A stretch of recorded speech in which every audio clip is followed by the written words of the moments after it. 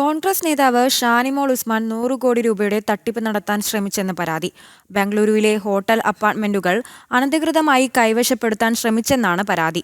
ബംഗളൂരുവിലുള്ള crown plaza international hotel apartment സമുച്ചയത്തിന്റെ builder Joseph ചാക്കോയും apartment ഉടമകളായ പ്രവാസി മലയാളികളുമാണ് ആരോപണവുമായി രംഗത്തെത്തിയത്.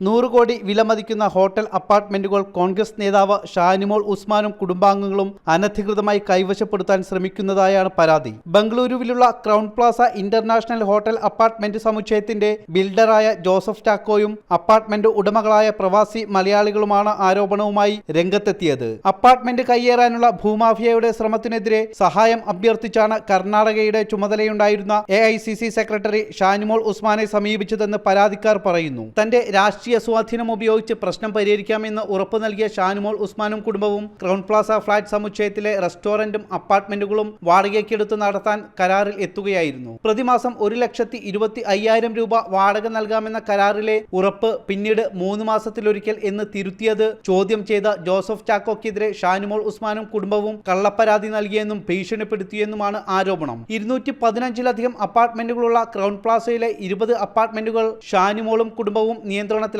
MOUവും 11 മാസത്തെ കരാറും ഒപ്പുവെച്ചിട്ടും അഡ്വാൻസ് നൽകിയില്ലെന്നും ഇവർ ആരോപിക്കുന്നു. ക്രൗൺ പ്ലാസ ഇന്റർനാഷണൽ എന്ന ബോർഡ് നീക്കം ചെയ്ത് സീക്ക് ഹോട്ടൽസ് എന്ന പേരിൽ വെബ്സൈറ്റും ഫോൺ നമ്പറുകളും പ്രദർശിപ്പിക്കുന്ന ബോർഡ് സ്ഥാപിച്ചതായും മുഴുവൻ കെട്ടിടവും സ്വന്തം ഉടമസ്ഥതയിൽ എന്ന പോലെ ഉപയോഗിക്കുകയാണെന്നും പരാതിയിലുണ്ട്. ഇക്കാര്യങ്ങൾ ചൂണ്ടിക്കാട്ടി പ്രവാസികളായ അപ്പാർട്ട്മെന്റ് ഉടമകൾ കർണാടക ആഭ്യന്തരമന്ത്രി, റവന്യൂ മന്ത്രി, ഊർജ്ജമന്ത്രി, ഉപമുഖ്യമന്ത്രി, NRI സെൽ തുടങ്ങിയവർക്കും രാഹുൽ ഗാന്ധിയും KC വേണുഗോപാലും അടക്കമുള്ള കോൺഗ്രസ് നേതാക്കൾക്കും പരാതി നൽകിയിട്ടും നടപടിയൊന്നും ഉണ്ടായില്ലെന്നും ഇവർ ആരോപിക്കുന്നു.